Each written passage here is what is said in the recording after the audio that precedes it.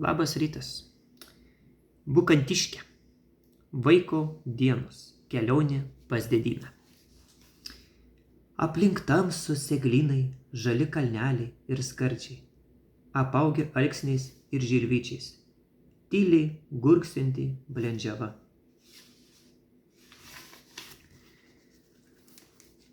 Sumėčiusi kilpas vakaruose, kodaičių gryčelių dūmų, smarsas, ratų, girgždesys ir šuns amsėjimas. Vakaro tyloj išplungęs ar šateikių dažnai atvilnyja varpų dūžiai. Čia daug ramybės, atribotos beržynėlės ir dvaro laukų, toliais, per kuriuos rangosi tik keliukštis. Topolių prismaigstytas, tylus, pasimetęs palivarkėlis, ant kalnelio pakaušio ilgas medinis namas. Paradinė pusė atgręžtas į pietvakarius. Baltos langinės, erdvi, atvira veranda. Anoj pusėj namo visas gyvenimas, ilgi tvartai, daržinė, gyvulių aptvarai, tvoros, žiogrinės ir karčių, bandotakio vartai.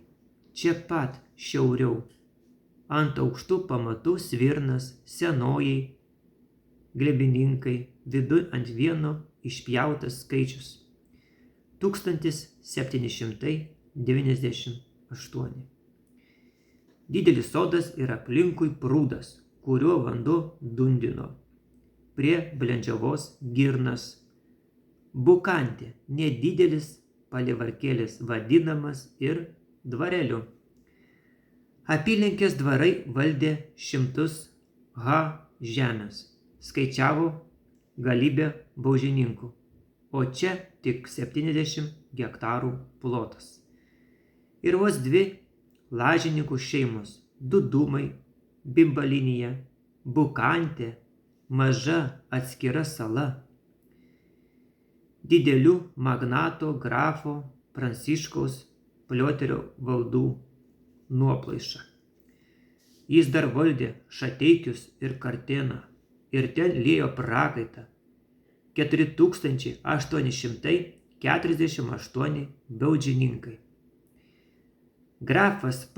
Plioteris ir pasamdė plikšį bajorą Antaną Beniuševičių, Bukantės ūkvedžių.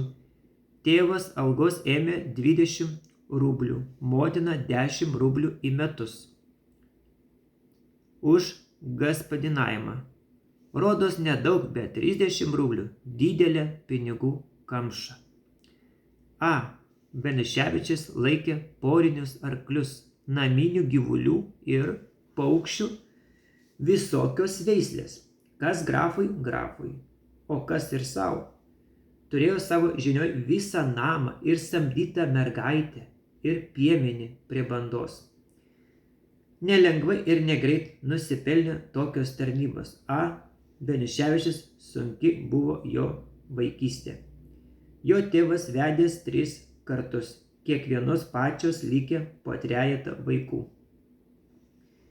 Buvo dar mažas, kai mirė abu tėvai ir globoti vaikus ėmėsi vyresnysis brolis, pirmosios tėvų žmonos sūnus.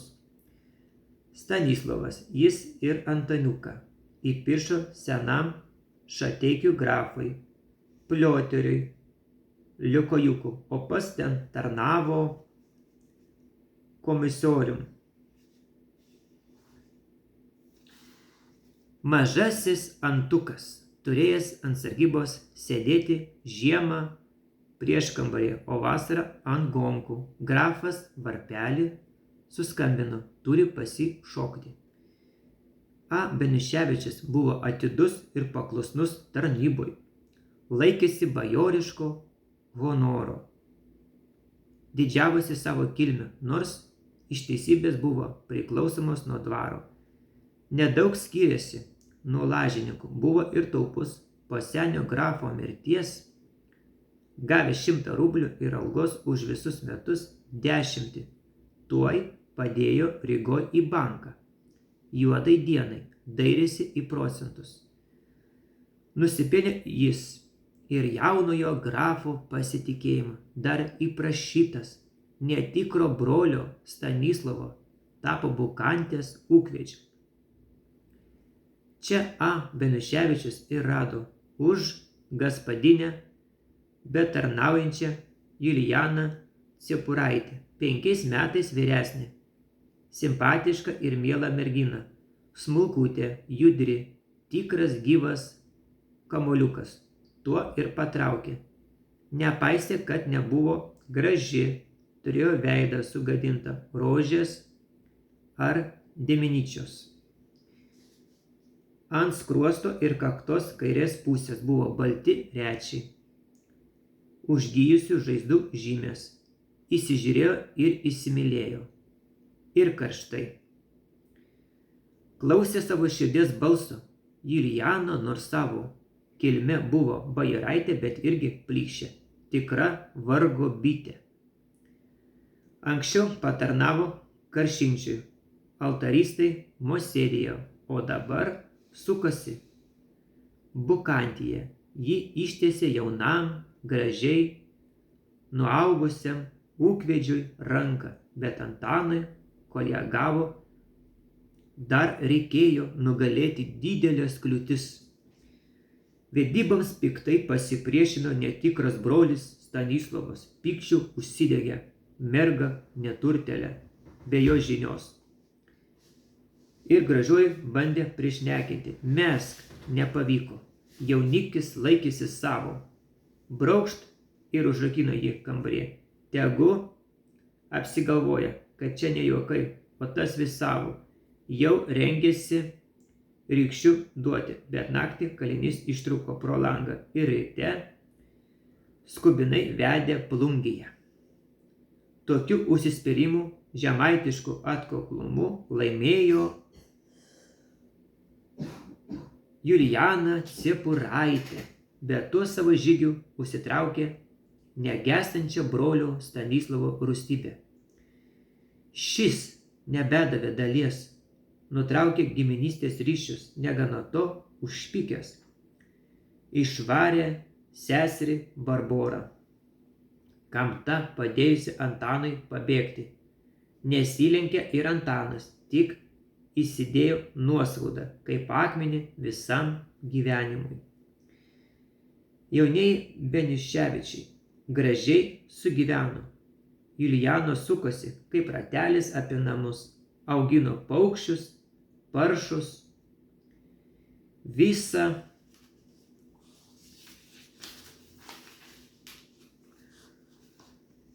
apyvoka, gaspadinystė gulė ant jos pečių, mėgo tvarką, švarą, veizėjo, kad kambariai būtų dailūs, jaukus, įsigijo ponišką stalelį ant vienos kojos, ant jo pastatė virdulį, geltonai blizgantį, įsigijo senas poliruotas krasės su išpintom nugarom, ištiesė siūtus takus.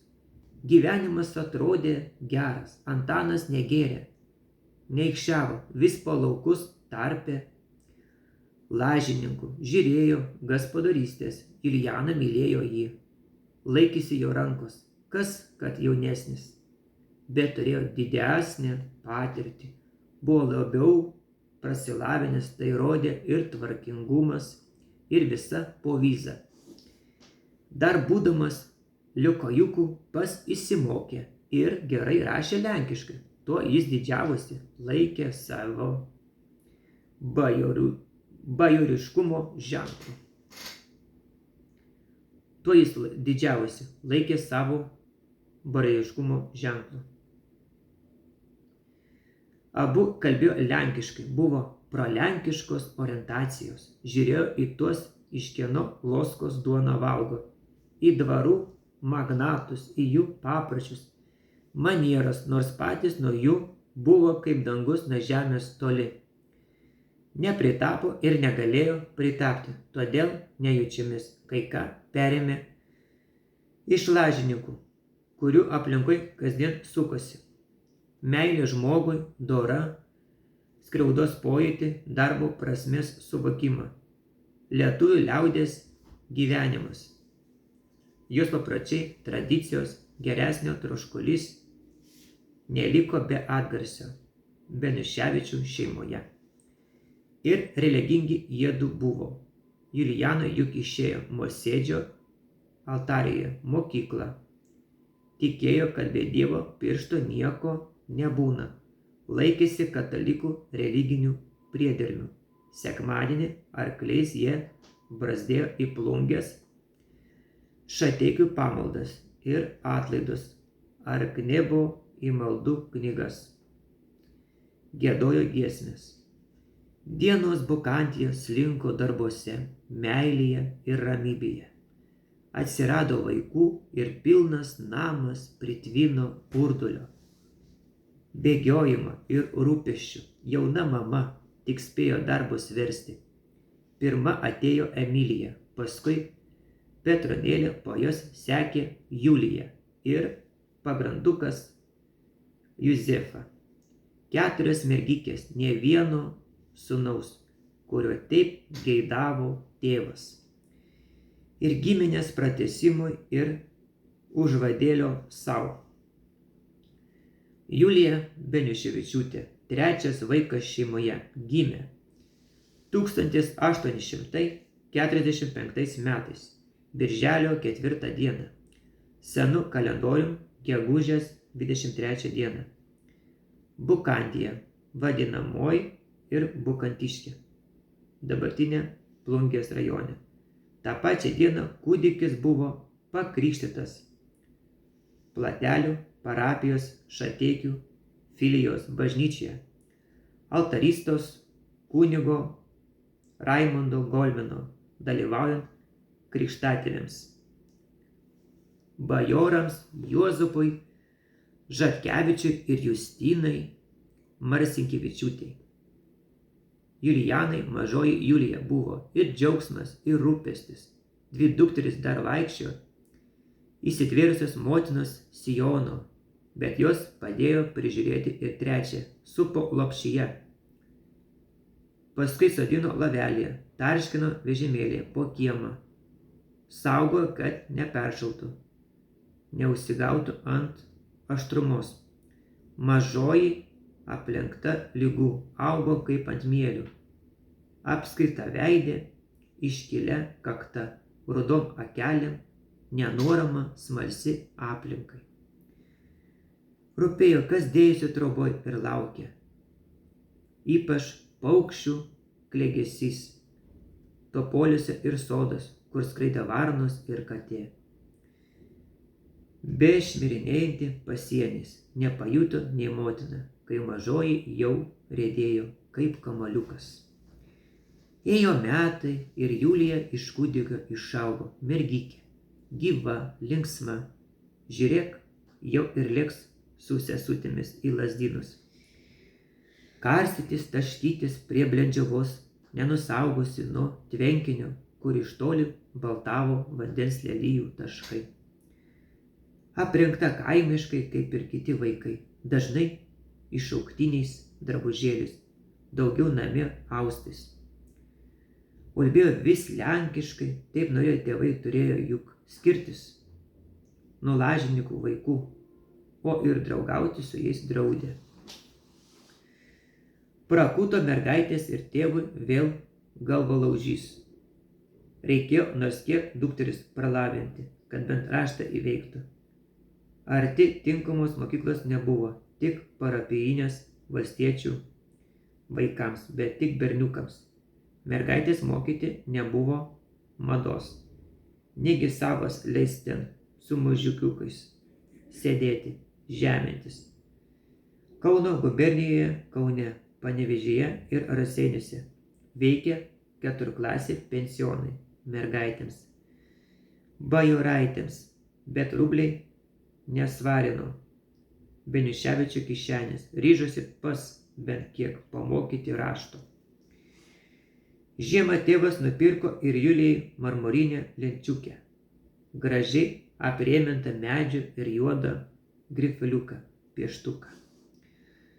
Sodino prie savęs, rodė, kaip ant tos lenčiukės pirmas raidės vedžioti. Ėmėsi ukvačiai. juoda lentelė, baltos raidės.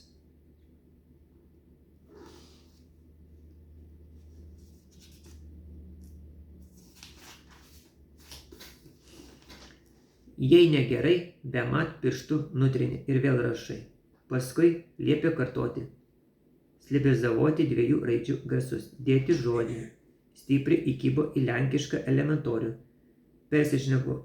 Persižegnodavo ir skaitydavo, kartais apsipilusi ašaromis, nes visuomet rykštė po balkio pakišta riogsojo. Griežtas mokytojas buvo tėvas, bet tai darė iš meilės ir didelio noro nepalikti dukros tamsios. Prie mokymo kišosi ir motina, nors pati nemokėjo rašyti, tik skaitė. Vertė jį mergaitės atmintinai kalti poterius, religinės tiesas, giesmes. Vasarą klupdė po klevų, kieme, žiemą kambaryje. Liguistai diegė pamaldumą, paklusnumą, moralinį tyrumą.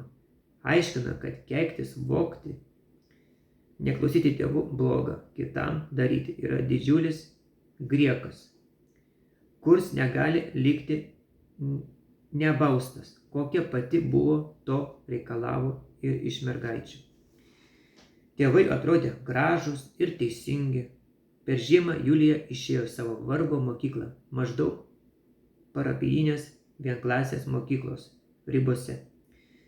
Išmoko rašto, įjunko į knygą, perėjo rusišką elementorių, įsidėmėjo raidės, skaitė. Namuose jokių knygų nebuvo, o širdyje jau krutėjo potraukis. Prašė kokio skaitimo tetos Barboros geros ir mielos vaizdingos pasakorius. Šitos, kuri ne rykštė baudė, o žodžiu glostė jos galvelę.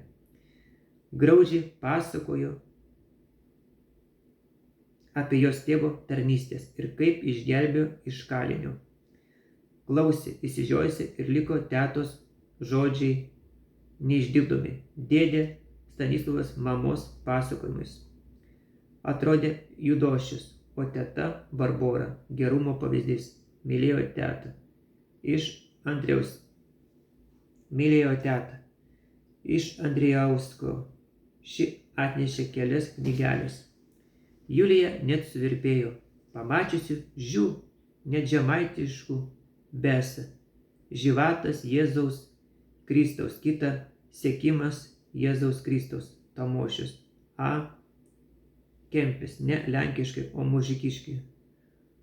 mužikiškai, kaip lažininkų vaikai šneka parašyta. Žiemą skaitė ir vasarą, paukščius ganydama, išmoko ko neatmintinai. Su keistu ilgesiu ji ėmė žvalgytis į didžiąją Bukantę, pietų pusę link Plungės. Ta dvarelį valdė senas kavalierius Antanas Andrijauskis. Šnekėjo Barbora, kad jis turi knygų begalės ir giminė slauni mokyta. A. Andrijauskis švariai apsirengęs, šnekus, lendrės lazdelė, švytuodamas nesykį, ateidavo pas tėvus ir Šateikių altaristą Golmenas dažnai atrebėdavo. Mama vaišindavo juodu kvapnia kava. Negi jį, mergikė, teirausis knygų. Nedrįso, tai būtų akibrokštas tėvams. Tik iš Kerčės į poną Andrijauskį žvelgė. Motina Julijos nelaikė dykos. Kaip ir sesės, ji ganė žąsis, lesino vištas, padėjo apie namus, o mintis svajonės netilpo po trobos stogu. Kas toliau, neišėjo ir iš tėvo galvos. Mergikės augo jau puošnesnių parednių geidavo, o tematė juodą darbą. Negi ir jos bus, kaip lažininkės, nors bajoraitės tik skaityti mokančios. Matė mažosios Julijos rankoj knygelę, matė, kaip prie žąsų nešasi nebarė, tik širdė slėgė lyg malūno girnų kūlis. Neturėjo iš ko samdyti mokytojo užkampiai. Dairėsi, ieškojo išeities ir rado. Šateikiuose gyveno felčeris Bortkevičius. Išgirdo, kad savo vaikams nusamdė mokytoją. Tėvas tuoj priprašė pinigų, primetė, kad kartu priimtų ir Petronėlę. Motina lenkėsi grafienei, ši pritarė, kad mokysis, leido dvare prie antrastalių. Maitintis išlydėjo vos ne su ašaromis ir pavydu Julija vyresnė sesutė, pati vyriausia Emilija, liko prie ūkės, verpti, austi ir piršlių laukti. Tėvas jau išvegė, kad Julija imli prie knygos, greita, tikda jaunutė ir nesusitupėjusi. Anasik kokią gėdą padarė prie altaristas Golmino. Pavaišintas kava, kunigas meiliai mergikė pasiteiravo tikėjimo tiesų. Paklausė, kas tave sutvėrė? Mama, mikliai atsakė. O mama tiek mokė, tiek kalė, kad viskas iš Dievo malonės. Per pievą išpažinti Šateikio zakristijoje, kur akis suko. Įsispitrino po kunigo krėslu. Jei ne malda, susikaupimas parūpo. Bent tylėtų, bet pati pasigyrė. Po kunigo krėslu tokia graži apskrita duobelė, kaip tik riešutui įdėjus permušti. Gavo barti. Vis kitaip negu kitos mergikės. Dar anksti buvo mokslai, ėjo 7 metus. Ji darė, kaip atrodė ir sakė, kaip liepė galvelė. Nepriešgyniavo mamai, ne, tik su mažaja sesutė Juzė. Susikabinusi pavadino ją Judošiu. Teko klūpėti, nesykį miršo. Ir poteris po tėvo kailiniais pramurksojus ir po klevų maldos vietoj varnas gaudė. Žvilgsnis buvo kitur.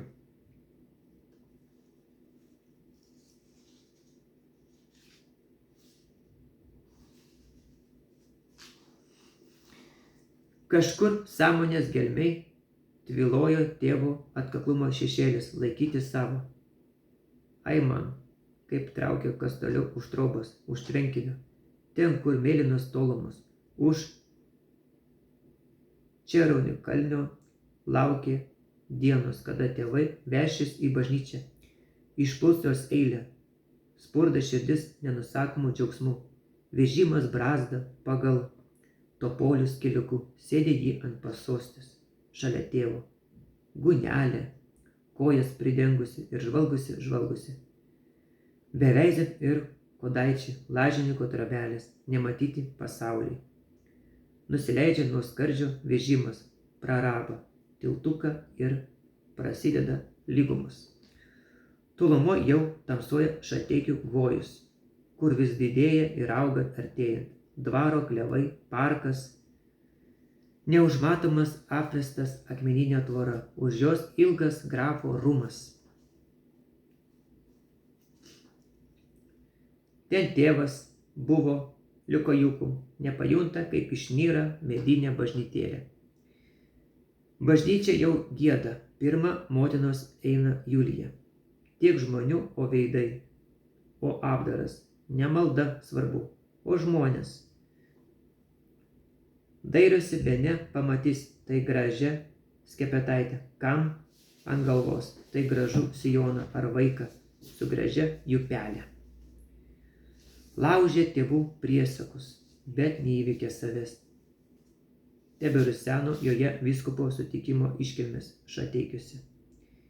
Kiek buvo svieto, lažininkai apsitaisė namie, austais drabužiais, su naginėm, moteriško su baltom skepetaitėm ir jis su mergikėm, gėlių bastytojom baltų drabužėlių, su krepšeliu rankose, laukė nuo pat ryto, pavakare pasirodė vyskupas su kunigu svita, ponybės apstotas, užtelėjo žmonės, nubloškė mergikės ir tik po pamaldų, kai ėjo į kleboniją, prisigavo prie vyskupo, išbėrė gėles.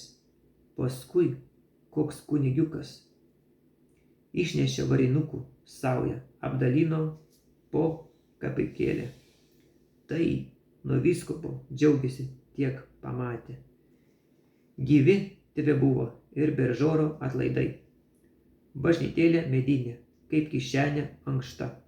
Žmonių primušta, grūdosi, stumdosi, kiti dar šventorių apgulė. Ramsto kapų kryžius, viduj smarkiai griaudė kunigūžis. Šaukia, kad negalima gerti, jau pragarą pelno žmonės. Verkia, kukčia bažnyčia. Žvilgti į mamą ir ši skepetos krašteliu šluosto ašaras ir mama. Kodėl? Juk mama nėra bloga. Iš Beržoro tėvai išvažiavo susikaupę. Ramiai nubėgseno arkliai, girgždindami tekinius pakalnin palei ežerą, kur siūravo ilgos žolės ir žaskuliai. Julija matė ant ežero juodus paukščius, kartais prapuolančius po vandeniu, juodą eglyną, kur nėra smiltingas keliukas. Važiavo lėtai, o paukščiai čiulbėjo miške ant dirvanėlių, kur ne kur lopinėlis melsvavo šiaubrelį. Nors išlip, nubėk ir pasiskink.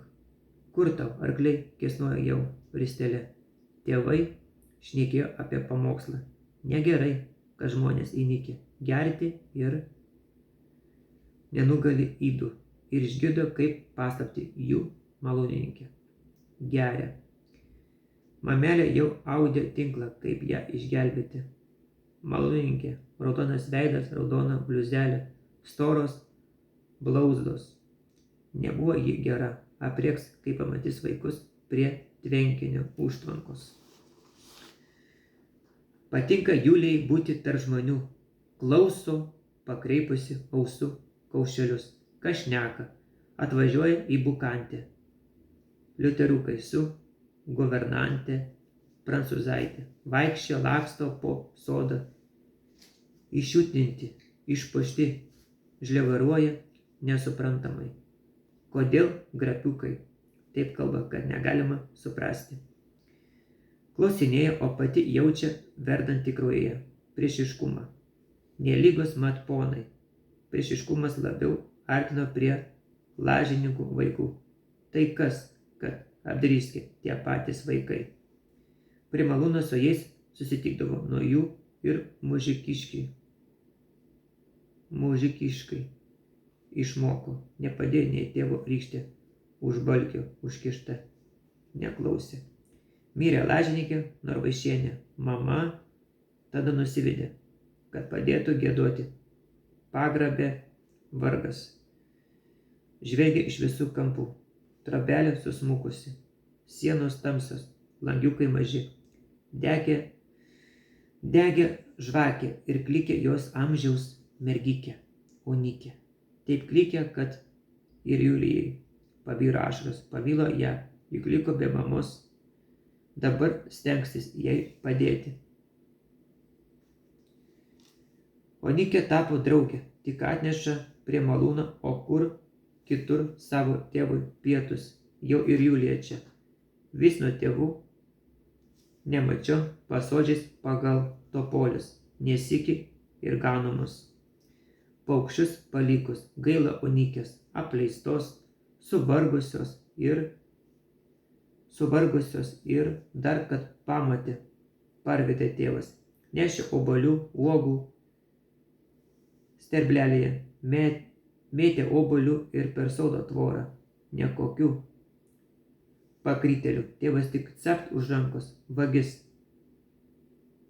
Vesnojančią parsivedė namo. Plakė tai plakė, bet dar liepė rykštę pabučiuoti. Prigrasino, kad su lažininku vaikais nečiūšt. Užraižęs, skaudžiai kūkčiojo ir šnekėjo širdyje. Priešginiaudama, anokia čia ne vagystė. Kiek obuolių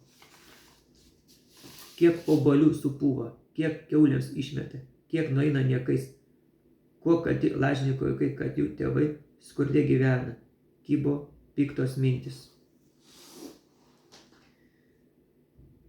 Aplinkui vien liūdni ir baisus įvykiai, atėjo ir į Julijos ausį jų aidas, plungės vaitą negyvai užplakė. O Vaitienė 100 rykščių įrėžė ir lažininkus dibavojo, net dvaro kiemas buvęs, visas krūvinas. O Gintališkė vėl baisi diena. Gintališkė ranka pasiekti. Už Šateikių ant Platelių kelio dvaras priklausė grafui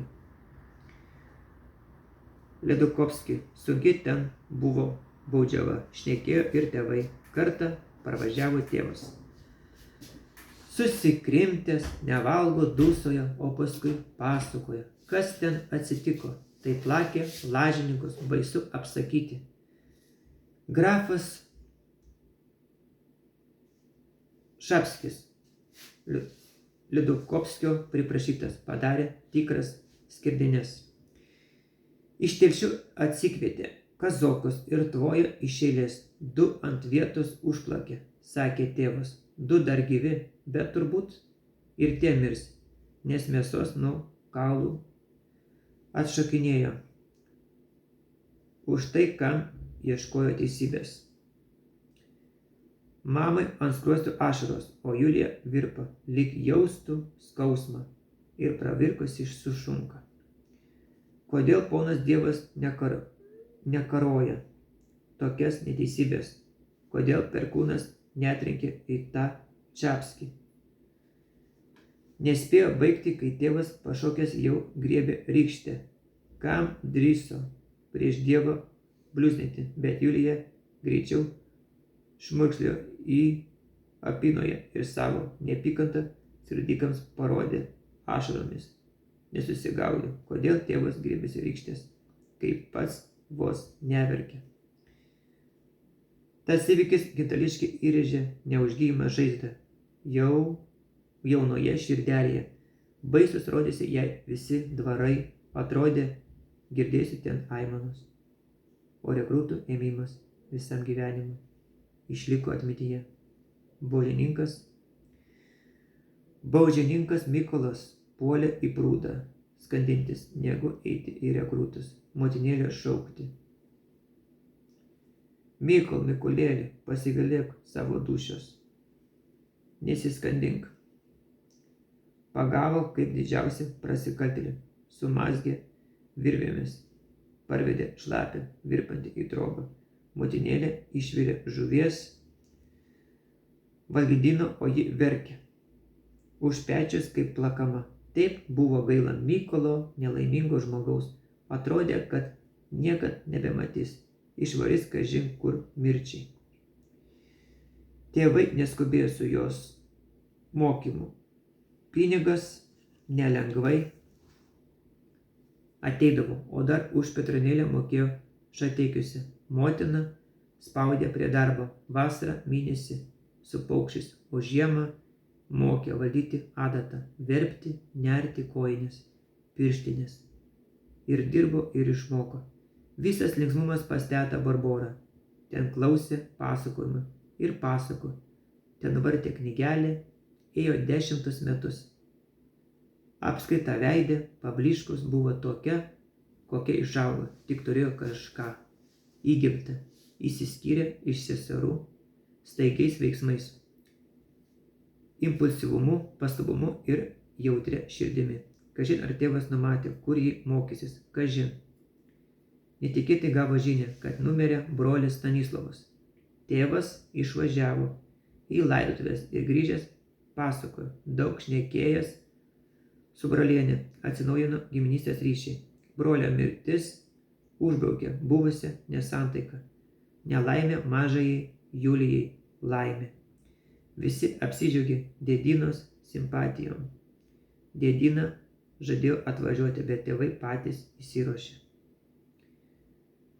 Stanislovas nenuskaitė turtų. Vedęs turtingą panelę Albertiną Abramevičiūtė prie Žarėnų nusipirko Vinteliškės dvarą, bet to dar maža. Už Lauksaudos įsigijo daug žemės, miško ir įsikūrė antrą dvarelį. Įstatė pastatus.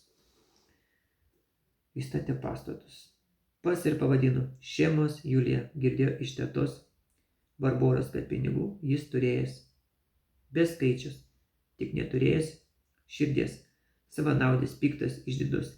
Įtikęs grafams ir iš komisarius prasimušęs į dvarininkus. Nebendravo ir su giminėmis, laikė jo nevertais. Dėdyna gyveno šeimose, turėjo 5 dukteris. Vyresnioji Apolonija Beneševičiūtė, kaip šnekėjo Bukantyje tėvai. Buvo Vilniuje išėjusi mokslas, tėvas matyt turėjo išrokavimą. Gal priims brolienę Juliją mokytis, gal įsipirš. Bet apskelbė, kad važiuos tik į svečius. Vešis Julija ir Juzė, o Emilija liks prie ūkės. Ta nukabino nosį, o Julija spindi laimė. Jau iš vakaro didelis subruzdimas, ruoša, taisymasis, kelias netrumpas, kur tie Žarėnai, bus kokie 40 km. Prailgs besikratant vežime, mama iškepė pyragų, pripjovė viščiukų, sūrių, sviesto, duonos, prisidėjo visą skrinutę, kitą pridėjo drabužių, parelnių savo ir mūsų. Praventas kelioniai, drabužiai pasipuošti nuvažiavus. Saulė tekant pajudėjo. Važnyčiavo lažininkas Juozas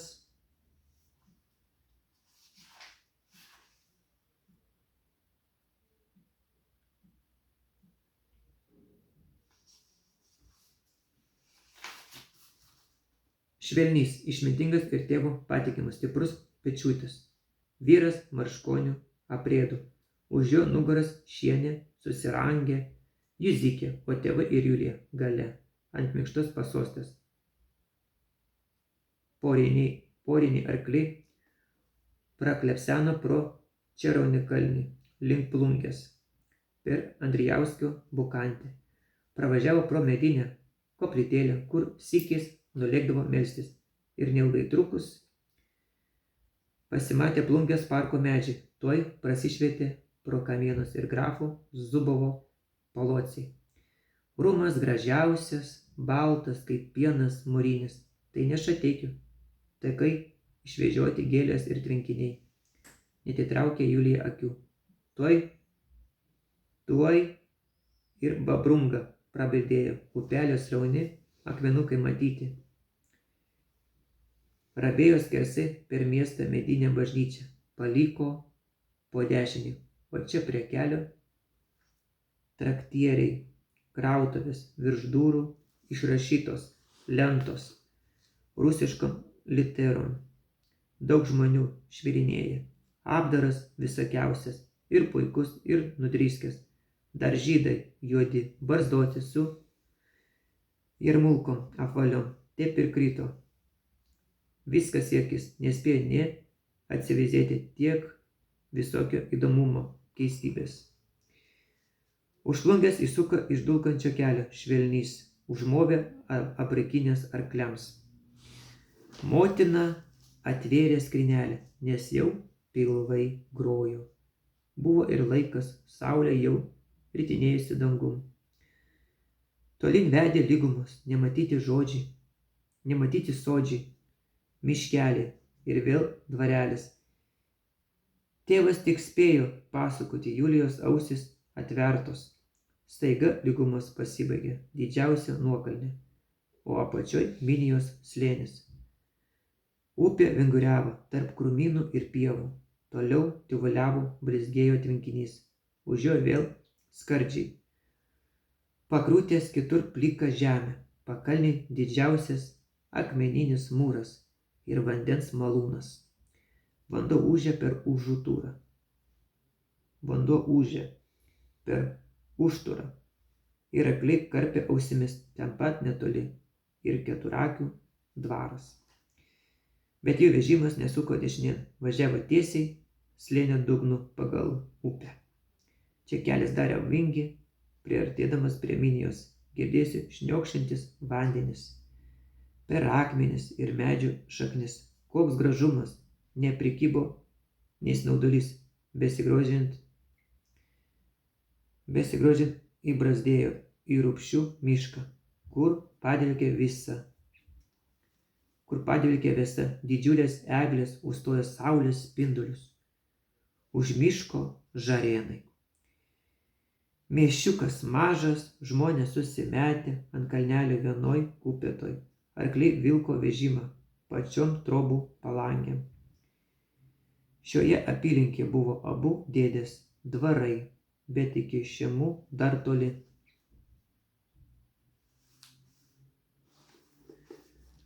Už žarėnų kalbos atsirado daugiau.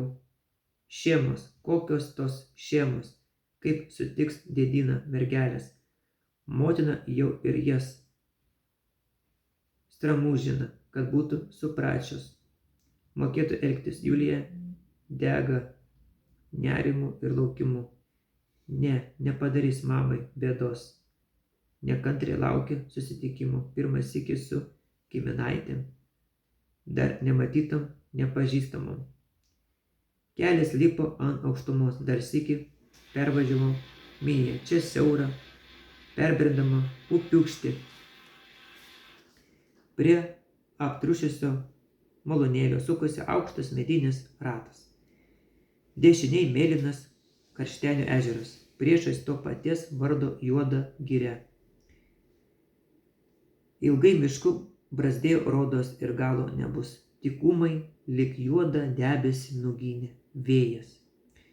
Išnyro už girios dvarelis, Šėmos, ilga daržinė, tvartai, naujas medinis rūmus. Dėdyna Albertina Benešvišienė, mažai Julijai, pasirodė jau gerokai metų paklostyta. Garbanoti plaukai, pausyse buvo pabalę, nors pati žvitri, įsipuošusi ilga kvalduota suknia. Didelės kaip vabolės, blizgančios akis pabrėžė jos grožį ir atvirą meilumą. Apsikabino motina, prie tėvo paglostė Julijos galvą. Negalėsi atvažiuoti, persiprašo, ak ir dabar svečiai. Patys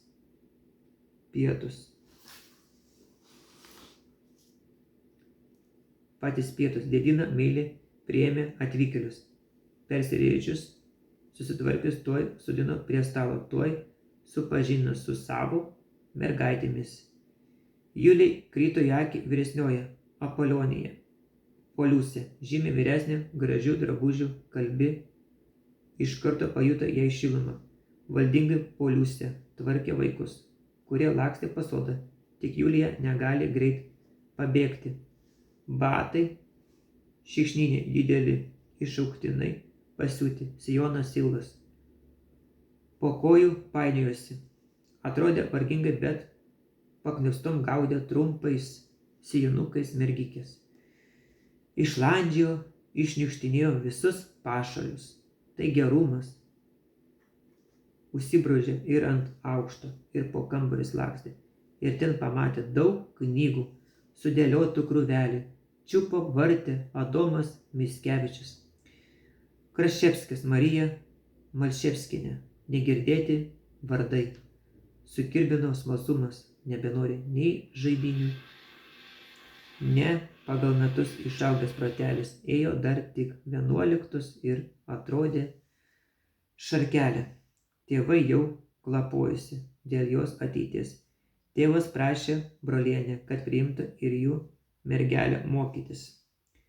Apolonija mokė savas. Vienas vaikas nedaug kyšos. Prašė ir įsiprašė brolienę. Sutiko priimti Rūdnį į savo ratelio mokyklą. Brolienės gerumu džiaugdamasis tėvas pranešė tai dukrai. Ir liepė žemai lenktis. Bukadė Julija įgėjusi Šemų. Tematė Poliusė ir vaidenosi knygos, įsakė ir Barborai savo jausmus, Koks bus smagumas. Ši juokiasi, bedantė burna, pilstė ant jos galvelę šalto vandens lašiukus. Girdi bus ten ne taip, kaip papūnės mokino. O jei ne motas, jau gyveno šeimom, motina naujus rūbelius siuvo, gailavo, bet rengė. Ji norėjo, kad skirtus nuo kitų mergaičių nebūtų sarmatos, tebūna visas mokinės panašios. Vyrio žvelgėsi plungės pusė, vieni pasirodės koks vežimas. Pabodo laukimas, sustojo dienos, o žinios nuo dėdynos, kaip nėra, taip nėra.